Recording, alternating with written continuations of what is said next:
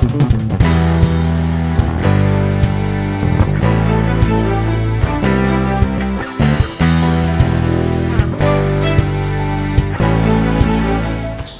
Ibu Bapak dikasih Tuhan, selamat bertemu kembali, dan salam saya adalah kiranya saudara tetap menikmati damai sejahtera, sukacita, serta dalam kondisi yang sehat. Nah, hari ini saya menyambung dengan apa yang sudah sampaikan beberapa hari yang lalu, bahwa bagaimana Tuhan memelihara hidup kita semua dengan keyakinan dan iman yang percaya kepada Tuhan, maka pemeliharaan Tuhan itu pasti di dalam hidup saudara dan saya.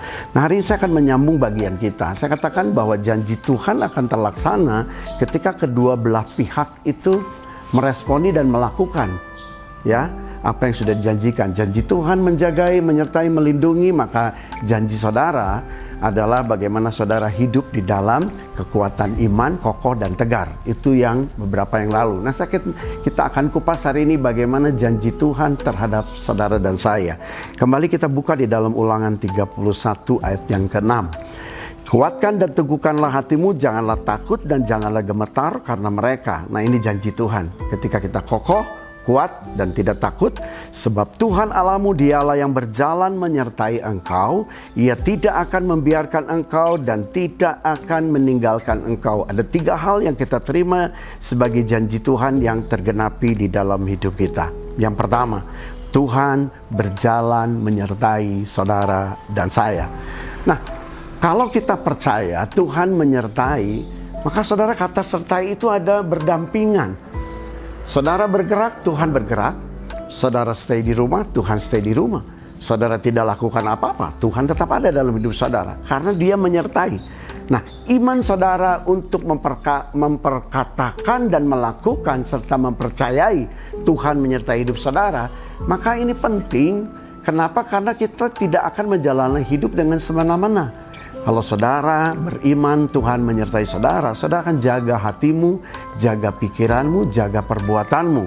Dan dengan demikian saudara, saya percaya bahwa yang keluar nantinya dalam hidup kita adalah pribadi yang takut Tuhan.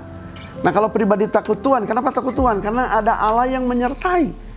Jadi ada tindakan iman yang selalu keluar lewat perkataan, perbuatan dan segala dalam seluruh hidupmu. Khususnya ada begini, orang yang percaya hidupnya disertai Tuhan, mulutnya tidak akan menghakimi orang lain. Orang yang percaya hidupnya disertai Tuhan, dia tidak akan mudah menghakimi orang lain. Pribadi yang percaya bahwa Tuhan menyertai hidupnya tidak mudah berasumsi tentang kehidupan orang lain. Dia akan selalu cek kehidupan pribadi dia, hubungan dia dengan Tuhan. Karena dengan demikian saya percaya bahwa Allah akan sangat-sangat disenangkan lewat kehidupan saudara dan saya yang percaya Tuhan sertai kita. Nah, dengan demikian kita belajar dari Daud soal ini. Bagaimana Daud pun melakukan tindakan iman, karena dia tahu Allah menyertai hidupnya. Bandingkan antara Saul dengan Daud. Saudara, dua-dua diurapi untuk jadi raja, dua-dua jadi raja, dua-dua punya kuasa. Dua-dua dipimpin Tuhan. Tapi perbedaannya adalah, satu adalah meresponi kehadiran Tuhan, yang satu tidak meresponi. Begitu waktu Daud dan Saul pulang setelah kemenangan mereka, maka lihat ketika rakyat dan penduduk menyambut kemenangan mereka dengan bernyanyi, Saul mengalahkan beribu-ribu musuh, tetapi Daud berlaksa-laksa. Saul mengalahkan beribu-ribu musuh, tetapi Daud berlaksa-laksa. Itu kan bukan keluar dari mulutnya Daud, tapi dari penduduk atau dari rakyat yang melihat, merasakan bahwa setiap kemenangan di dalam pemerangan, bagaimana Daud betul-betul disertai Tuhan. Nah, saudara, yang berbeda lagi nih, waktu pujian ataupun lagu ataupun sambutan dari rakyat dan penduduk setempat, bedanya lagi nih, Saul langsung sakit hati.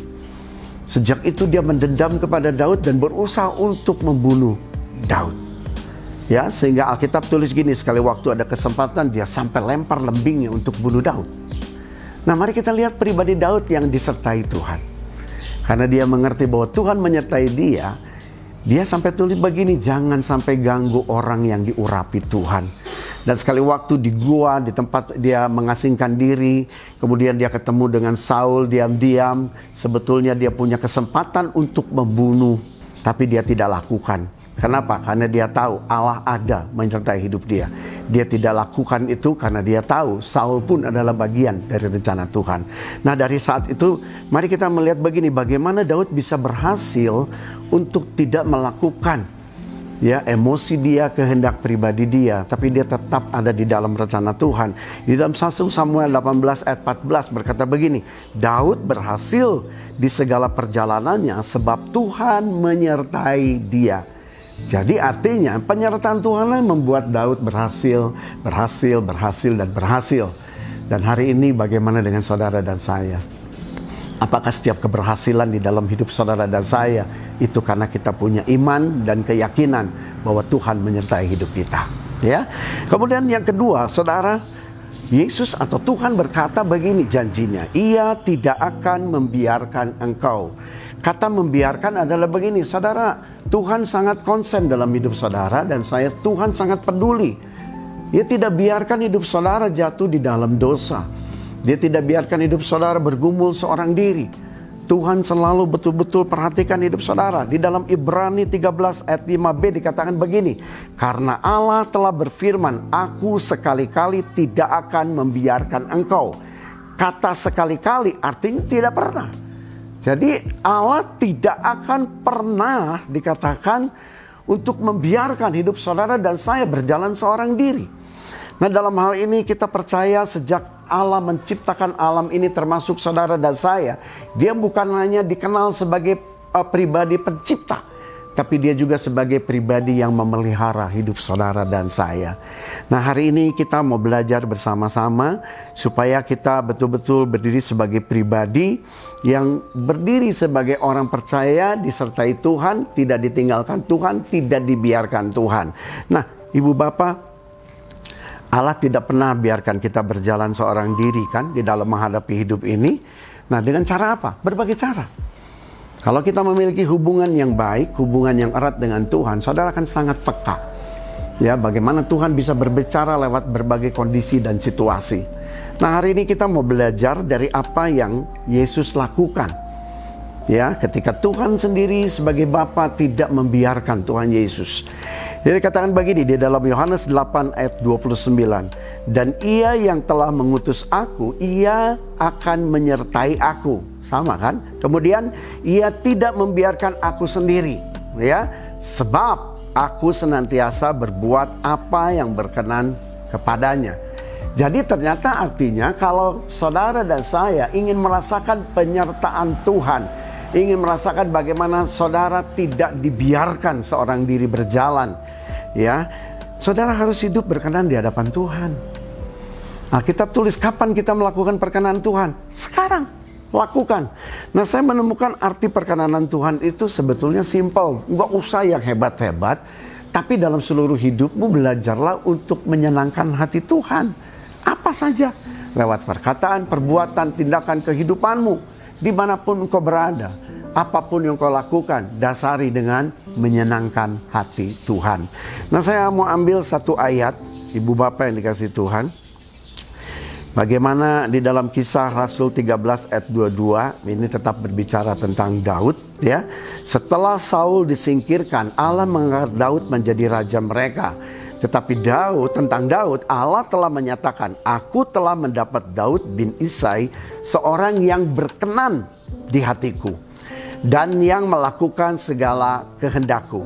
Nah, di dalam terjemahan yang lain, Alkitab tulis begini, Allah mengangkat Daud menjadi raja mereka. Tentang Daud, perhatikan di sini, Allah telah menyatakan, Aku telah mendapat Daud bin Isai, seorang yang menyenangkan hatiku.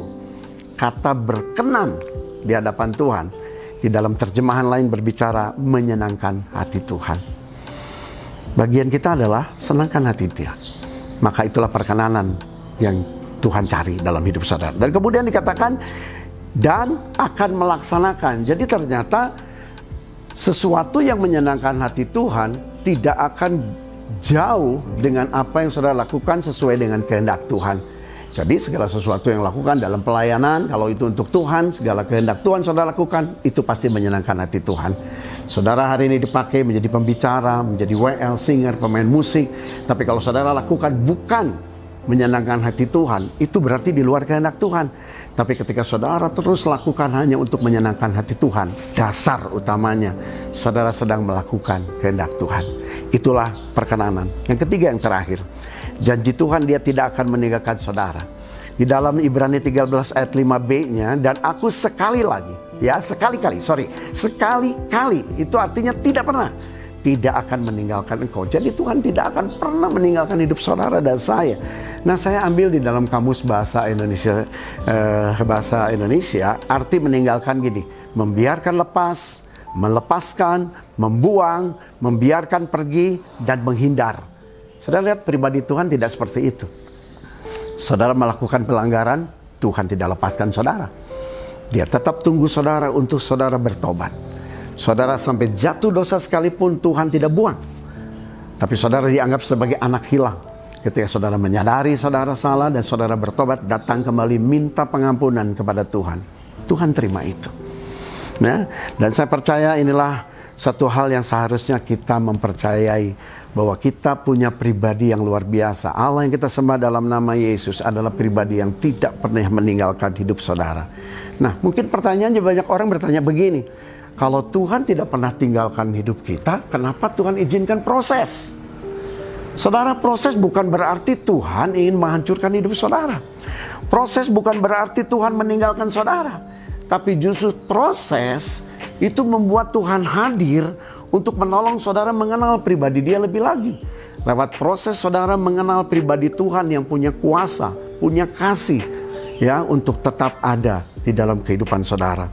Jadi hari ini saudara perhatikan, bukankah proses ini membuat kita akan bertumbuh? Tadi pagi kami berdoa di dalam doa bersama setiap hari. Ada pertumbuhan iman yang kita nyatakan adalah justru lewat proses. Tadi ibaratnya pohon, tumbuhan. Saudara bandingkan pohon yang tumbuh di pinggir laut, yang setiap hari kena angin yang begitu besar, hujan badai begitu besar, dia akan berdiri sebagai pohon yang kuat. Selain bertumbuh dengan kuat ke atas, berakar juga dalam dan mencengkram tanah itu kuat-kuat untuk menopang pertumbuhan. Tapi berbeda dengan pohon-pohon yang tumbuh di sekitar rumah seperti ini, yang jarang kena angin badai. Saudara, akarnya kuat. Ini pohon di belakang rumah saya ini sudah 4 tahun, tapi tiba-tiba makin condong ke bawah, karena akarnya tidak kuat. Dia bertumbuh ke atas, tapi ke bawahnya tidak kuat. Nah, hari ini Bapak yang dikasih Tuhan, percayalah, setiap proses itu justru mendatangkan kebaikan bagi kita. Kenapa? Itu tandanya Tuhan tidak meninggalkan saudara. Kalau Tuhan tinggalkan, saudara tidak akan pernah mengalami proses. Sehingga Alkitab tulis engkau akan menjadi anak gampangan. Tapi bukti Tuhan tidak meninggalkan saudara, Dia izinkan ada proses supaya saudara bertumbuh menjadi dewasa. Nah, Ibu Bapak ingat gak amanat agung? Waktu Yesus naik ke surga sebelumnya, Dia berkata supaya setiap murid-murid menyampaikan kabar baik, pergi dan jadikanlah semua bangsa muridku. Baptis mereka di dalam nama Allah Bapa, Anak dan Roh Kudus, ajar mereka dan lain sebagainya. Dan ayat itu ditutup dengan begini: Aku menyertai kamu senantiasa sampai pada akhir zaman. Artinya Tuhan tidak tinggalkan saudara. Jadi sepanjang kau saudara saya merindukan kehadiran Tuhan, Tuhan tidak akan meninggalkan kita untuk berjuang sendiri. Nah, kesimpulannya, mari kita miliki kesadaran penuh bahwa Tuhan memelihara hidup kita semua lewat penyertaannya di dalam setiap langkah hidup kita. Ada 3 hal yang Tuhan janjikan dan ada dalam hidup saudara. Dia yang berjalan menyertai saudara, Dia yang tidak membiarkan saudara, dan Dia yang tidak pernah meninggalkan hidup saudara. Saya percaya damai sejahtera Tuhan senantiasa turun dalam hidup kita semua. Nah, sebelum tutup, mari kita berdoa terlebih dahulu. Bapa, terima kasih untuk anugerah-Mu. Kami percaya sampai detik hari ini Tuhan melihara hidup kami. Karena janji Tuhan itu ya dan amin. Tuhan memelihara kami karena Tuhan selalu berjalan dan menyertai hidup kami. Tuhan memelihara kami karena Tuhan tidak pernah membiarkan kami berjalan seorang diri. Tuhan memelihara hidup kami karena Tuhan tidak pernah meninggalkan hidup kami seorang diri. Apapun yang terjadi dalam hidup ini, kami percaya seizin Tuhan itu pasti mendatangkan kebaikan bagi setiap kami. Berkati umat-Mu, berkati orang-orang percaya, berkati bangsa dan negara ini, supaya kami bisa melewati semua proses demi proses dengan keadaan tetap berdiri sebagai orang yang percaya kepada Tuhan. Berkati umat-Mu yang ada di rumah semua, semuanya dalam keadaan baik, sehat, dan menikmati kebaikan Tuhan. Di dalam nama Yesus kami berdoa. Amin. Shalom, damai sejahtera Tuhan turun atas hidupmu. Amin.